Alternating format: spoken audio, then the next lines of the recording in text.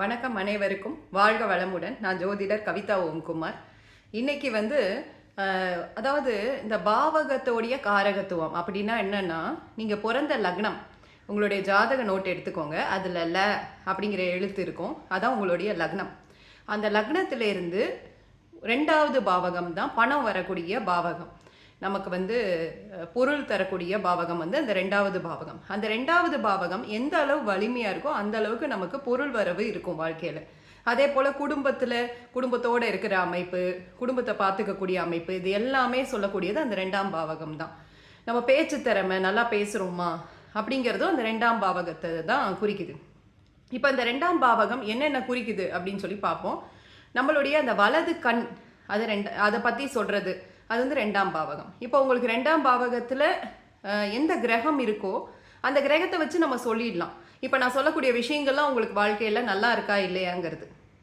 இப்போ 2ஆம் பாவகத்தில் உங்களுக்கு முதல்ல என்னென்ன விஷயம் சொல்லலாம் அப்படிங்கிறத நம்ம பார்க்க இருக்கிறோம்.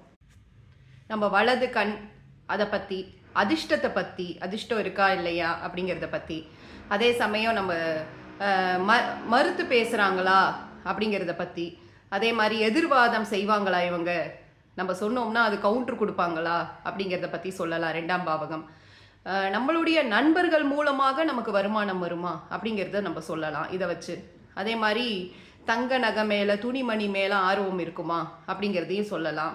அதே மாதிரி உண்ணும் உணவு எப்படி இருக்கும், இவங்க என்ன மாதிரி சாப்பாடு சாப்பிடுவாங்க, ஸ்வீட்டாக சாப்பிடுவாங்களா, எப்பவும் காரமாக சாப்பிடுவாங்களா, இல்லை ஒரு நல்ல சாப்பாடு சாப்பிடுவாங்களா, இல்லை எதை கொடுத்தாலும் சாப்பிட்டுப்பாங்களா அப்படிங்கிறத பற்றிலாம் நம்ம அந்த 2ஆம் பாவகத்தை வச்சு நம்ம சொல்லிட முடியும்.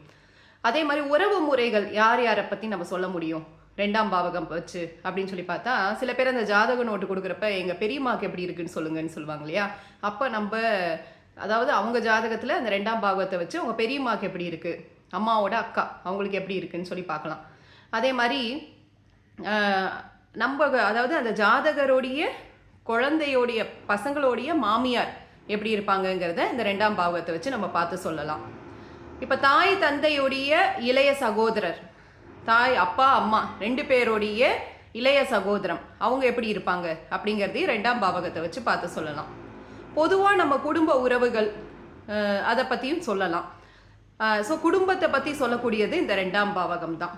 குடும்ப உறுப்பினர்கள்லாம் எப்படி இருப்பாங்க. இப்போ 2ல் ஒரு நல்ல ஒரு சுபகிரகம் இருந்ததுன்னா எல்லாருமே அனுகூலமாக இருப்பாங்க, உதவிகரமாக இருப்பாங்கன்னு நம்ம அதை எடுத்துக்கலாம். குரு பார்வை இதெல்லாம் இருந்ததுன்னா இன்னும் நல்லா இருக்கும்னு எடுத்துக்கலாம். நல்லா பேசுவாங்க இவங்க, இனிமையாக இருக்கும் உங்கள் பேச்சு, இதை மாதிரி நம்ம எடுத்துக்கலாம். இல்லை அங்கே ஒரு பாவகிரகம் இருந்ததுன்னா இவங்க உறவுக்காரங்களாம் சரியில்லை, அதே சமயம் ஏதோ